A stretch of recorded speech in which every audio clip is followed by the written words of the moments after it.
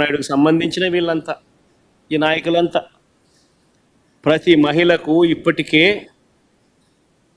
నేడు సంవత్సరం 48,000 కోట్లు ఎగనామం పెట్టారు, మోసం చేశారు. ఈ సంవత్సరం మరో 48,000 రూపాయలు మళ్ళీ ఎగనామం పెట్టాడు, మోసం చేశారు.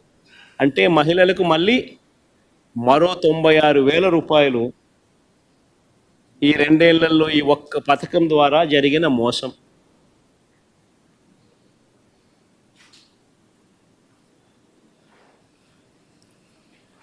అసలు మొత్తంగా సూపర్ 6లు సూపర్ 7లకు అసలు ఎంత అవుతుంది?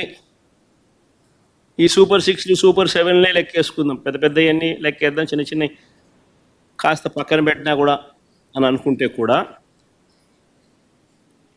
కావాల్సింది 79,867 కోట్ల రూపాయలు.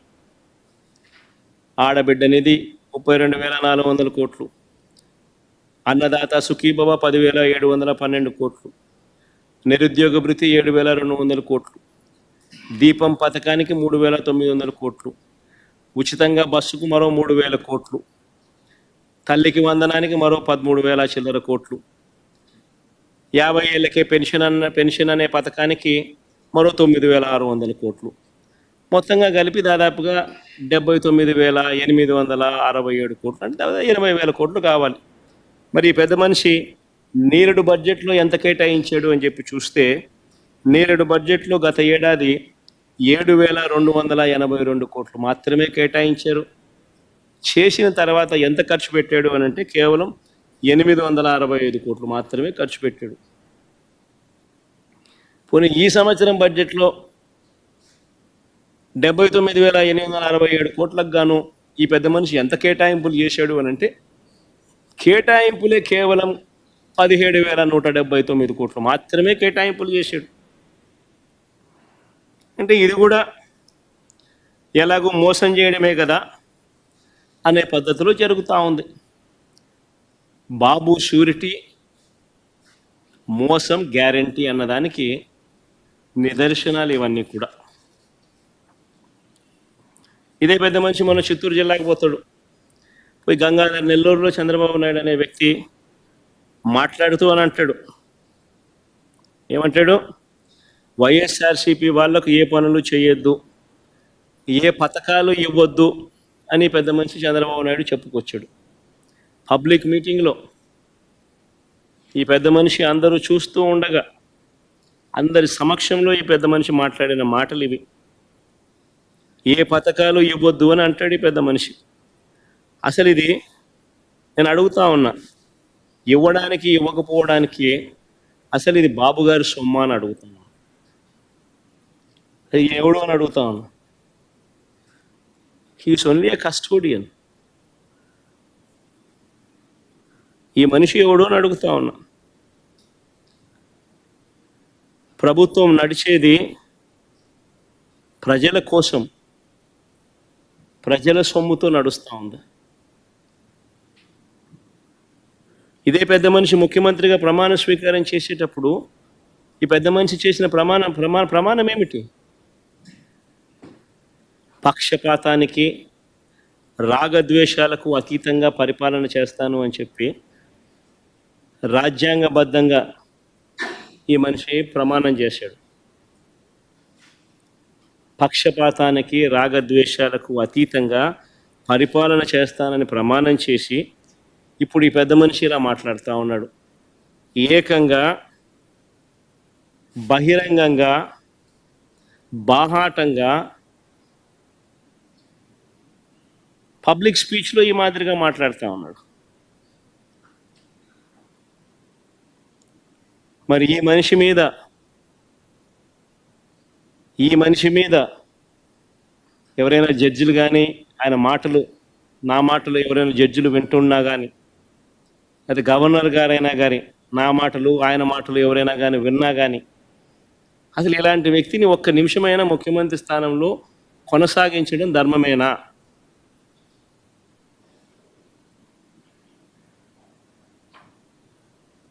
అంటే what kind of message is ఈ సెండింగ్? ఏ రకమైన మాటలు మాట్లాడుతూ ఉన్నాడు ఈ మనిషి? ఇలాంటి వ్యక్తులు ముఖ్యమంత్రులుగా ప్రమాణ స్వీకారం చేసి పరిపాలన చేయడం అన్నది ఏ రాష్ట్రానికైనా శ్రేయస్కరమా?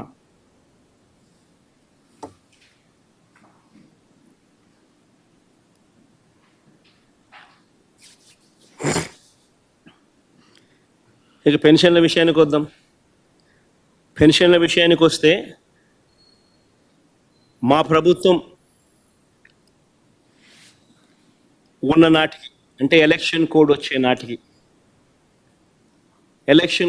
నాటికి మా ప్రభుత్వం ఉన్న నాటికి ఏకంగా 66,34,372 పెన్షన్లు మా హయాంలో మేము ఇస్తా ఉంటే ఈరోజు చంద్రబాబు నాయుడు గారి పాలన వచ్చేసరికి ఏకంగా 62,10,969 పడిపోయి చంద్రబాబు నాయుడు గారి 10 నెలల కాలంలో, చంద్రబాబు నాయుడు గారి పాలనలో 66,34,372 పెన్షన్ల నుంచి ఎలక్షన్ కోడ్ వచ్చే నాటికి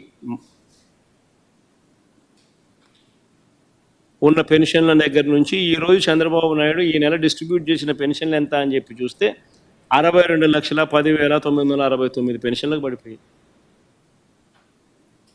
కొత్తగా ఒక్క పెన్షన్ అనేది యాడ్ కాల. ఉన్న పెన్షన్లన్నీ కూడా తగ్గించుకుంటూ పోతా ఉన్నారు. దాదాపుగా కంటికి కనిపిస్తాం, దాదాపుగా 4 లక్షల పెన్షన్లు తగ్గినట్టుగా.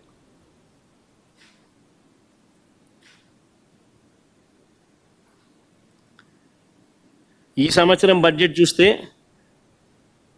మామూలుగా పెన్షన్లకు 32,000 కోట్లు ఖర్చు చేయాలి. 66,34,372 లెక్కన.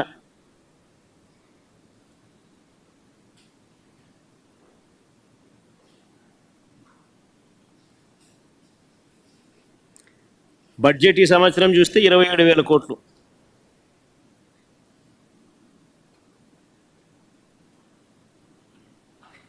కృష్ణాడా ఈ 66,34,372 మీదనా, లేకపోతే 62,10,962 మీదనా ఈ 32,000 కోట్లు?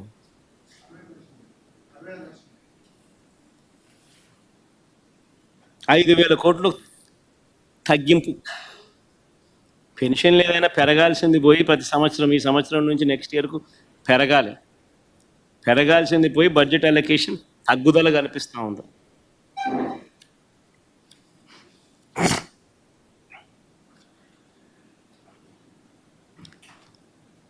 చంద్రబాబు నాయుడు గారు తను చెప్పిన సరే ఈ 6 సూపర్ 6లు సూపర్ 7లు కాస్త పక్కన పెడితే మిగిలిన 143 హామీల పరిస్థితి ఏమిటి? అందులో మచ్చుకు కొన్ని చెప్తా, వాటి పరిస్థితి ఏమిటి అన్నదానికి కూడా కొద్ది గొప్ప ప్రజలకు కూడా కొద్ది గొప్ప తెలిసి ఉండాలి. కాబట్టి బీసీ ఎస్సీ మైనారిటీలకు 50 ఏళ్ళకి పెన్షన్ కట్, వాలంటీర్లకు 10,000 జీతం, అసలు 10,000 కదా దేవుడు అడుగు, ఉన్న వాలంటీరే కట్టు, పెళ్లి కానుక 1,00,000 కట్టు, పెట్రోల్ డీజిల్ ధరలు తగ్గింపు అన్నాడు. సంవత్సరం దాటింది, 10 నెలలు అయిపోయింది. ఈ సంవత్సరం కొత్త బడ్జెట్ తగ్గించే కార్యక్రమాలు ఎక్కడ కనిపించడంలో. చంద్రన్న బీమా అన్నాడు, సహజ మరణానికి 5 లక్షలు, ప్రమాదవశాత్తు మరణిస్తే 10 లక్షలు అన్నాడు, గాలికి పోయింది. డ్వాక్రా సంఘాలకు వడ్డీ లేని రుణాలు 10 లక్షల వరకు అన్నాడు. వడ్డీ లేని రుణాలు 10 లక్షల వరకు కథ దేవుడు ఎరుగు. డ్వాక్రా సంఘాలకు సున్నా వడ్డీకి ఇచ్చే రుణాలు నేరుడు సంవత్సరం 950 కోట్లు పెట్టాడు బడ్జెట్. ఇచ్చింది ఎంత అని చూస్తే బోర్డు సున్నా వడ్డీకి ఇచ్చింది బోర్డు సున్నా. అక్క చెల్లెమ్మలకు మోసం చేస్తూ ఈ సంవత్సరం సున్నా వడ్డీ పథకానికి కేటాయింపులు ఎంత అంటే 100 కోట్లు పెట్టాడు. అంటే ఈ సంవత్సరం కూడా నేను ఇవ్వబోయేది బోర్డు 0 అని చెప్పి చెప్తా ఉన్నాడు. సో 10 లక్షల దాకా పెంచి 0 వడ్డీ ఇచ్చే కదా దేవుడు ఎరుగు. ఉన్న 0 వడ్డీ పథకం పూర్తిగా ఎత్తేసే కార్యక్రమం జరిగింది. ఆటో డ్రైవర్లకు, ట్యాక్సీ డ్రైవర్లకు, హెవీ లైసెన్స్ ఉన్న ప్రతి లారీ టిప్పర్ డ్రైవర్లకు ప్రతి ఏటా 15,000 ఆర్థిక సహాయం. ఒక జగన్ వాహన మిత్ర ఇస్తున్నాడు కదా, నేను కాంపిటీషన్గా 15,000 ఇస్తానని చెప్పి తీసుకొచ్చాడు ఈ పథకం. ఉన్న వాహన మిత్రకు పోయింది, పెడతానన్న 15,000 బిర్యానీ కాస్త అది మోసంగా తయారైపోయింది. ముస్లింలకు మైనారిటీ ఫైనాన్స్ కార్పొరేషన్ ద్వారా 5 లక్షల వరకు వడ్డీ లేని రుణాలు అన్నాడు. ఒక్కడికి ఇలా వడ్డీ లేని రుణాలు ముస్లిం మైనారిటీ ఫైనాన్స్ కార్పొరేషన్ ద్వారా 5 లక్షల వరకు వడ్డీ లేని రుణాలు.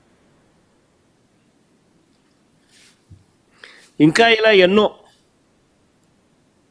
ఇలాంటివి ఇంకా ఎన్నో. ఆ 143 ప్రామిసులు చూస్తే ఇవి కాక ఈ పెద్ద మనిషి చంద్రబాబు నాయుడు ఇంకా ఏమన్నాడో తెలుసా? ఇది వెరీ ఇంట్రెస్టింగ్, ఇదంతా మీరంతా వినాలి. ఈ 143 ప్రామిసులు కాక, ఇవి కాక చంద్రబాబు నాయుడు ఇంకా ఆయన ఏమన్నాడో ఒక్కసారి నేను ప్లే చేస్తా ఎన్నికలప్పుడు. ఒక్కసారి మీరంతా కూడా, ఎందుకంటే బాగా ఇంట్రెస్టింగ్ టాపిక్ ఇది. ఒకసారి ప్లే చేయమంట. ఈరోజు నేను ఒకటి హామీ ఇస్తున్నా, జగన్మోహన్ రెడ్డి పెట్టిన సంక్షేమ కార్యక్రమాలు ఆగిపోవు. ఇంకా మెరుగైన సంక్షేమ కార్యక్రమాలు ఇచ్చి మిమ్మల్ని ముందుకు తీసుకుపోతామని హామీ ఇస్తున్నా. మనం హామీలు ఇచ్చాం, సూపర్ 6 చెప్పాం, చూస్తే భయం వేస్తా ఉంది. ముందు కదలలేకపోతున్నాం. ఈ విషయాలు రాష్ట్ర ప్రజానీకం కూడా ఆలోచించాలి. ఈరోజు నేను ఒకటి హామీ ఇస్తున్నా, జగన్మోహన్ రెడ్డి పెట్టిన సంక్షేమ కార్యక్రమాలు ఆగిపోవు. ఇంకా మెరుగైన సంక్షేమ కార్యక్రమాలు ఇచ్చి మిమ్మల్ని ముందుకు తీసుకుపోతామని హామీ ఇస్తున్నా. మనం హామీలు ఇచ్చాం, సూపర్ 6 చెప్పాం, చూస్తే భయం వేస్తా ఉంది. ముందు కదలలేకపోతున్నాం. ఈ విషయాలు రాష్ట్ర ప్రజానీకం కూడా ఆలోచించాలి. చాలమ్మా, చంద్రబాబు నాయుడు అన్న మాటలు ఈ ఎన్నికలప్పుడు సూపర్ 6లు, సూపర్ 7 143 హామీలు ఇవి కాక జగన్మోహన్ రెడ్డి ఇచ్చే ప్రతి హామీని కొనసాగుతుంది.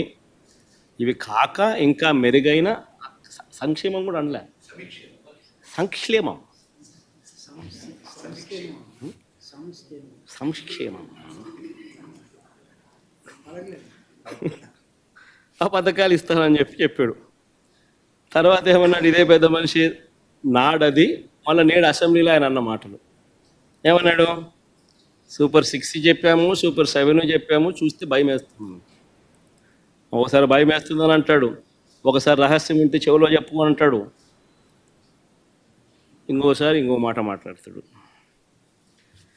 లాస్ట్కి ఏమో చూస్తే ప్రజలకు అందరికీ కూడా మోసం చేసిన పరిస్థితులు ప్రస్ఫుటంగా ప్రజలందరికీ కూడా కనిపిస్తూ ఉంది. ఈరోజు ప్రతి ఇంట్లో కూడా జరిగే చర్చ ఏమిటి అని అంటే, జగన్ ఉన్నప్పుడు బాగా చూసుకున్నాడు, కనీసం పలావ్ అన్న పెట్టాడు. ఈరోజు పలావు పోయింది, చంద్రబాబు నాయుడు పెడతానన్న బిర్యానీ కూడా మోసంగా మారింది అని చెప్పి ఈరోజు ప్రతి ఇంట్లోనూ చర్చనీయాంశమే.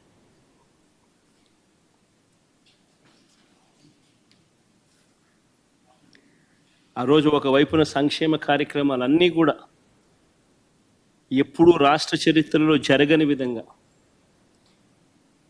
ఎప్పుడూ చూడని విధంగా, దేశంలో కూడా బహుశా ఎప్పుడూ జరగని విధంగా సంక్షేమ క్యాలెండర్ అన్నది బడ్జెట్తో పాటు రిలీజ్ చేస్తూ క్రమం తప్పకుండా ప్రతి ఏడాది లంచాలు లేకుండా, వివక్ష లేకుండా ప్రతి ఇంటికి 2,73,000 కోట్ల రూపాయల డీబీటీ ద్వారా వైఎస్ఆర్సీపీ ప్రభుత్వ హయాంలో ఒకవైపున ఇస్తూనే మరోవైపున ఎప్పుడూ చూడని విధంగా రాష్ట్రంలో ప్రగతి చూపించు. 4 సీపోర్ట్లు యుద్ధ ప్రాతిపదికన కట్టడం మొదలెట్టాం. 17 కొత్త మెడికల్ కాలేజీలు రాష్ట్ర చరిత్రలో ఎప్పుడు జరగని విధంగా అడుగులు వేయడం మొదలెట్టాయి. అందులో 5 అప్పటికే కంప్లీట్ అయిపోయి. సీపోర్ట్లు కూడా కట్టే 4 పోర్ట్లలో ఒకటి ప్రైవేటు, మిగతా 3 రాష్ట్ర ప్రభుత్వం కట్టే పోర్ట్లు. మా ప్రభుత్వంలో ఉండగానే రామాయపట్నం పోర్టు అయితే దాదాపుగా 70% అయిపోయింది అప్పటికి. మిగిలిన మచిలీపట్నం పోర్టు, మిగిలిన మూలపేట పోర్టు, శ్రీకాకుళంలో ఉన్న పోర్ట్లు దాదాపు 30% దగ్గర కూడా అయిపోయింది. 17 మెడికల్ కాలేజీలలో మా హయాంలో 5 మెడికల్ కాలేజ్ ఇనాగ్రేట్ కూడా చేసినాం. మిగిలినటి వార్ ఫుటింగ్ బేసిస్ మీద పనులు జరుగుతూ ఉన్న పరిస్థితి. 10 ఫిషింగ్ హార్బర్లు, 6 ఫిష్ ల్యాండింగ్ సెంటర్లు, మొట్టమొదటిసారిగా దేశం మొత్తం మన వైపు చూసేట్టుగా ఎప్పుడు చూడని విధంగా టెక్నాలజీని, స్కిల్లింగ్ను పూర్తిగా అనుసంధానం చేసి పూర్తిగా ప్రజలకు చేరువ చేసిన పాలన ఏదైనా ఉంది అని అంటే అది వైఎస్ఆర్సీపీ ప్రయాణంలో జరిగింది. బిడ్డ పుట్టిన దగ్గర నుంచి పండు ముసలావిడ అయ్యేదాకా కూడా ప్రతి అవసరంలోనూ ఆ బిడ్డకు తోడుగా ఉండి ఆ బిడ్డకు ఏం కావాలనో, ఏ వయసులో ఏం కావాలనో చేయి పట్టుకొని నడిపించిన ప్రభుత్వం వైఎస్ఆర్సీపీ ప్రభుత్వం. ఆ పిల్లలు పుట్టినప్పటి నుంచి పుట్టిన వెంటనే డెలివరీ అయ్యేటప్పుడే ఆరోగ్య ఆసరా కింద 5,000 రూపాయలు చేతుల్లో పెట్టి ఆరోగ్య ఆసరా కింద పంపించే పరిస్థితి నుంచి అక్కడ నుంచి మొదలెడితే పెళ్లి చేసేదానికి వైఎస్ఆర్ కళ్యాణమస్తు షాదీ తోఫాతో మొదలెడితే